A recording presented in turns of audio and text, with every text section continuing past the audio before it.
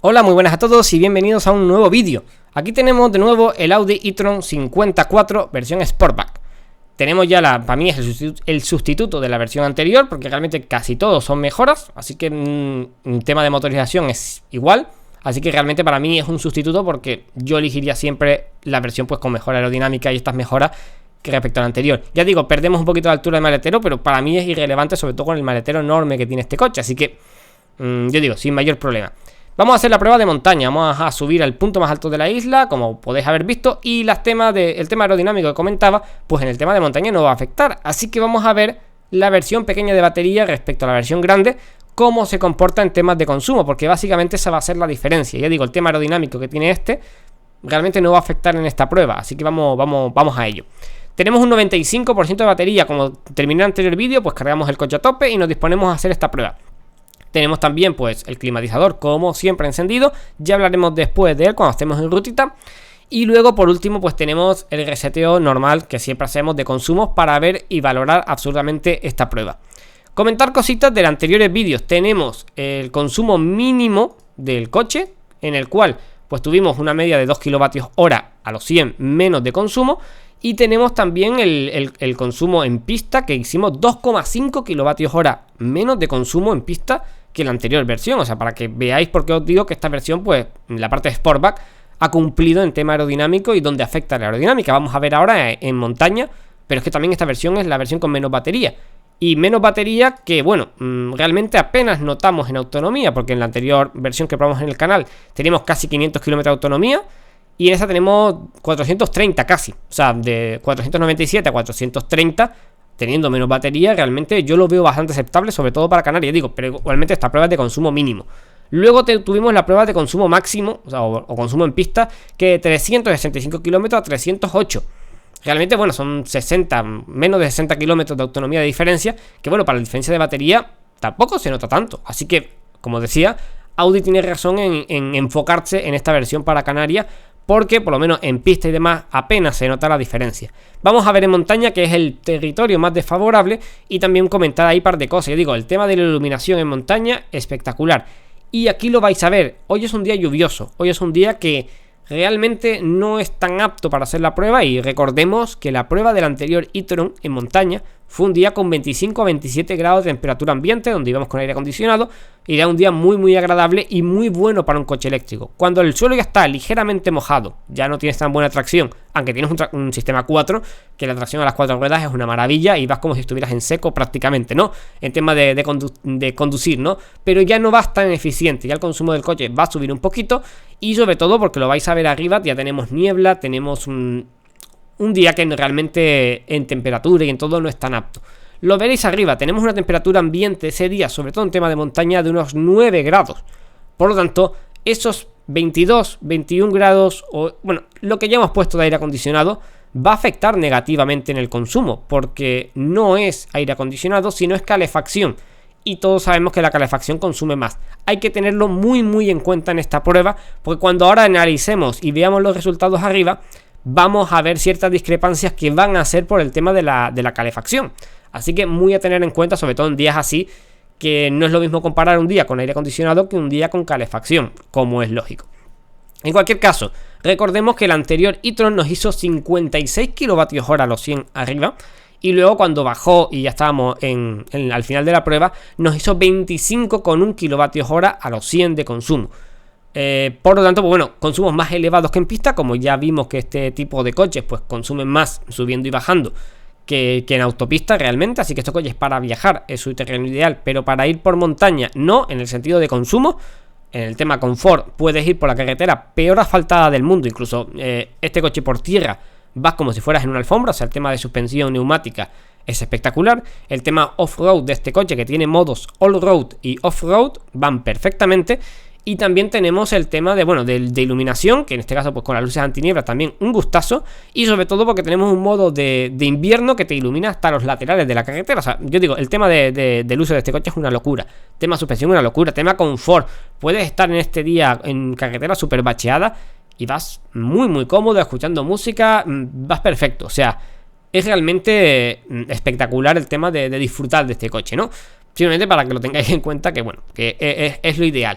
En cualquiera de los casos, pues bueno, cuando lleguemos aquí vamos a comparar el consumo, pero vais a ver una sorpresa. Miráis este día, qué malo, miráis cómo estamos, pero sí que es cierto, siempre pasa en Gran Canaria que cuando subimos cierta altitud y pasamos la altura de las nubes, pues tenemos un poquito ya más de luz y tenemos un poquito más de mejor tiempo, entre comillas. Pero pese a eso tenemos unas temperaturas bastante bajas que, recuerden, todo esto que estáis viendo es tramo en el que realmente iba el aire acondicionado en modo calefacción. Por lo tanto, empeora bastante el consumo respecto al aire acondicionado, como podréis ver, aparte del tema de limpias, aparte del tema de que había lluvia, había el asfalto mojado.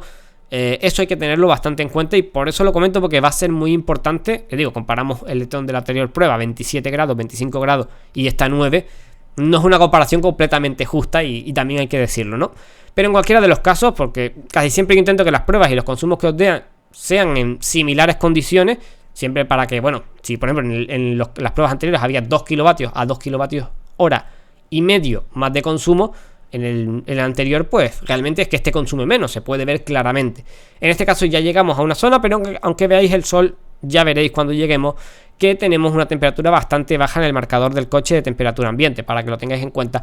Pero aquí también podréis disfrutar de las vistas una vez pasamos las nubes de la parte de montaña de la isla de Gran Canaria, que es un espectáculo siempre que subo y por eso también hago la prueba, porque disfruto muchísimo. Pero aquí también nos encontramos un detalle importante, y es que había coche dando la vuelta a mitad de la carretera porque está llenísima la parte. Recordemos que esto se graba en plena pandemia, porque estos vídeos ya se graban y estaba petadísima la parte de la cumbre, que bueno, y la gente que no sabía pasar y creía que no pasaba con el coche y había que dar para atrás. Todo esto también está entrando en media de consumo y por eso también lo quiero mostrar, porque toda esta parte, desde que yo llegué con una media hasta que termino aparcando y termino viendo la media del coche, y recordemos con la calefacción encendida, eso ha entrado en media de consumo. Así que para que lo tengáis muy en cuenta y sobre todo esperar que haya un hueco, porque aquí dejar el coche era un poco más complicado y ahora van a salir los dos coches de adelante. Y ya digo, es que para que os hagáis una idea, esto es, bueno, un fin de semana, también eso es verdad, pero bueno, es un fin de semana en la cumbre, que es un lugar bastante, por lo que veis, bastante solicitado. Realmente, sinceramente, yo subo mucho aquí y nunca la había visto tan llena, para que os hagáis una idea, y nos ha tocado en esta prueba del e-tron, para que lo tengáis en cuenta. Pero bueno, una vez parados y ya aparcados por fin, tenemos como veis, como os he dicho, 9,5 grados de temperatura ambiente y 56 kilovatios hora a los 100, 56,2. El anterior e-tron es 56,1, pero con mejor tiempo y sin el tema de la calefacción y sin tener que buscar y esperar 5 minutos así para aparcar. Por lo tanto, realmente sacar el mismo consumo, mírenlo como un logro, ¿vale? Lo digo para aclararlo. Y tuvimos casi un 38% de batería de gasto. Realmente recordemos que salimos con el 95% de batería.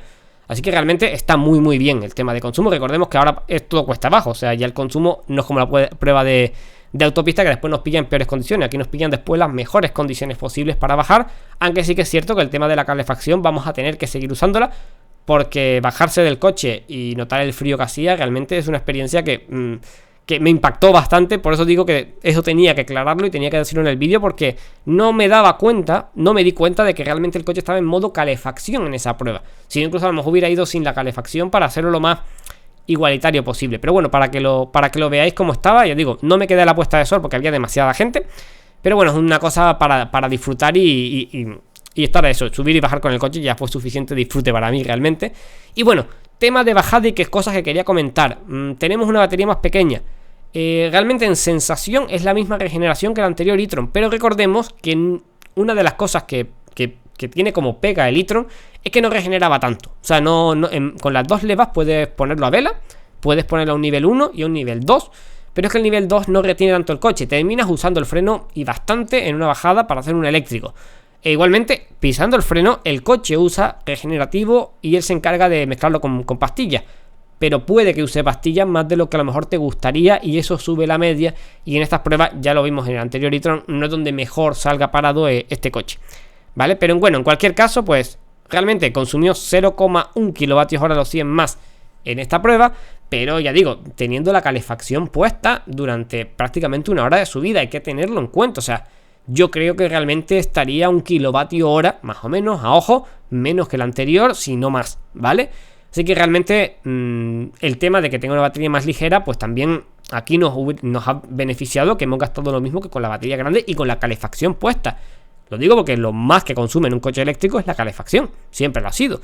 Lo digo para que lo tengáis en cuenta porque luego vamos a ver datos pues que no es como los demás que hemos visto de 2 kilovatios o 2 kilovatios hora y medio más de consumo, pero bueno, quería ponerlo en perspectiva de, bueno, en montaña y en unas condiciones que no eran muy buenas. Y como vemos, vamos detrás de una caravana, nos tocó también, eso también nos hacía que tuvimos que tocar el freno más de lo común, porque no podíamos dejar ir el coche y después regenerarlo, sino a veces la caravana frenaba y tenemos que frenar.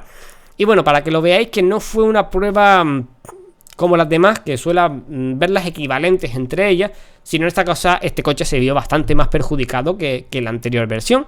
Y tenía que comentarlo en este vídeo pues para la hora de compararlo y veáis el mismo consumo arriba, que veáis que realmente no es real. Pero bueno, pero ahí lo tenemos y bueno, es el día de prueba y es el día que toca. Esto no se puede hacer más de 2 veces en un día porque bueno, es una locura. Son 2 horas y pico de subida entre la subida y la bajada, ¿vale? Que es una prueba bastante extensa, que bueno, que más o menos lo podemos compaginar mentalmente de, bueno, 1 kilovatio de diferencia podría haber, pero bueno, no lo ha habido. En cualquiera de los casos, ahora llegamos, vamos por aquí, por la avenida, y llegamos a la zona de, como siempre, de parada del vídeo para ver los datos finales y también analizar, que es la parte importante, el dato final. Recordemos que eso, la regeneración de ese coche tampoco es que sea una maravilla, y también es verdad, no es que no tenga potencia de regeneración, es que como pesa mucho, necesita mucha más potencia para parar el coche, también hay que ponerlo claro. Y bueno, y estamos ya en el destino final, donde paramos y donde vamos a llegar a las conclusiones. Ya digo, al final el coche terminó consumiendo 23,9 kilovatios hora a los 100, que es 1 kilovatio con 2 menos que la otra. Pero yo digo, yo le sumaría uno más y realmente sería, como los demás que hemos visto, 2 kilovatios hora menos de consumo esta versión contra la anterior. Tenemos menos batería, pero como las versiones nos están haciendo 300 kilómetros, pues realmente hay 6 kilovatios hora de esa diferencia de 20, que realmente entre el peso y la aerodinámica la estamos compensando con eficiencia. Así que en temas de diferencia de autonomía no está esa diferencia tan enorme, aunque sea el mismo coche.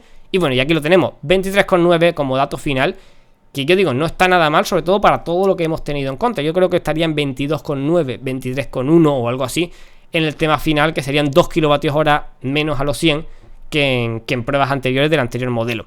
Yo digo, para mí me gustó ver que realmente se podía mejorar la eficiencia de este modelo.